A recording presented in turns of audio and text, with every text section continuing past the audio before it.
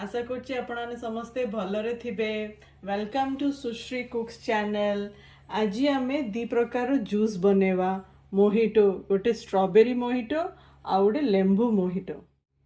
आप स्ट्रॉबेरी दरकार, पुदीना पत्र, लेंबू, चीनी, सोडा। आपण पाखरे क्लब सोडा जो भी प्रकार सोडा मिलूची यूज कर पारे। मते इथे ए टाइप रो सोडा मिलला मोइडा नेची आउ आइस। आम एथर जूस बनेवा तापे मु 2टा ग्लास नहीं जाइछि। गोटे ग्लास रे आमे 4टा स्ट्रॉबेरी छोट छोट जो मु काटी देथिली पकेली। आउ गोटे ग्लास रे मु 3टा लेंबू छोट खंड पकेदेली। एबे 5टा पुदीना पत्र गोटे स्ट्रॉबेरी ग्लास रे, ए ग्लास रे भी 5टा पुदीना पत्र लेंबू ग्लास रे, और स्ट्रॉबेरी ग्लास रे 2टा लेंबू मु पकेली। कहीं एटा मेनली स्ट्रॉबेरी फ्लेवर टार तो आइने लेंबू कम पड़ो। सांग माने एबे चीनी पकेवा। मु ब्राउन चीनी यूज करची। आपण पाखरे जे कोनोसी चीनी अछि सेडा पके पारिबे। एबे मु 3टा टेबल स्पून चीनी पकेबी स्ट्रॉबेरी ग्लास रे। टी स्पून मोर 3टा। इडा टिके चीनी बेसी पड़िबो तो मु 3टा टेबल स्पून पकेली। सेम लेंबू रे भी 3टा टेबल स्पून चीनी पकेली। सांग माने इडा एबे हैला मेन जिनसटा जूस रो। मो पाखरे एमती कुटियार थिला जोड़ा कि आमे मसला फसला कुटे मु सेमतियाटा मोर एडा स्टोनटा मु नेछि। आपण पार जहाँ भी एमती थिबो छोट कुटियार जिनस तो समस्त पाखरे थाए सेटा यूज कर देबे। एबे कोन करबा ए स्ट्रॉबेरी चीनी और लेंबू भल्लो भाबरे आमे मिक्स करिया जेमति कि 3टा जाकर फ्लेवर पूरा आसीबो। भले कि मिक्स करिया। देखो स्ट्रॉबेरीटा एते सॉफ्ट रे मिक्स हो गलानी चीनी तुले। लेंबू भी मु मिक्स करछि संगाने। पुदीना स्ट्रॉबेरी लेंबू रो बढ़िया फ्लेवरटा आसी जोटा कि आपण पीले एते रिफ्रेश करिवो भाभी परिवेनी।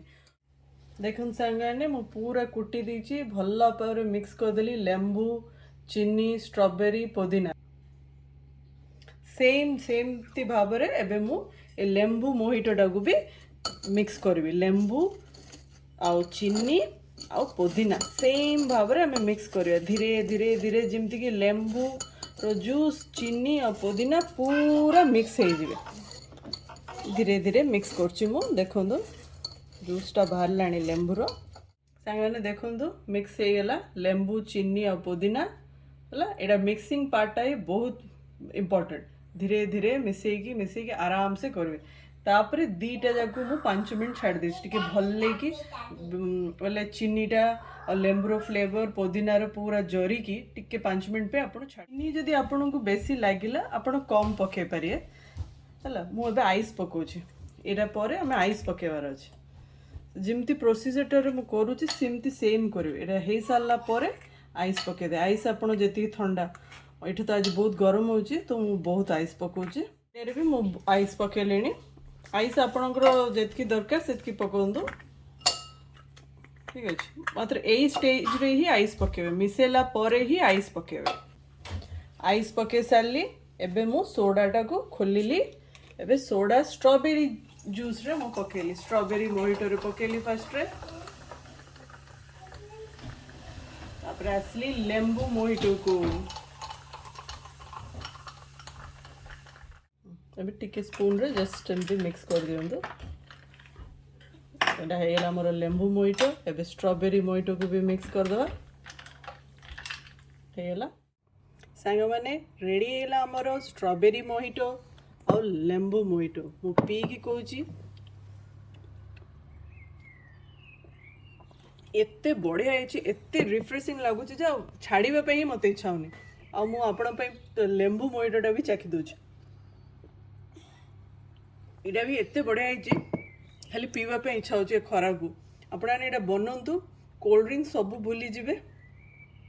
पिला मानू भी दियंतु से माने आउथरे बनो मामा बोली कहबे।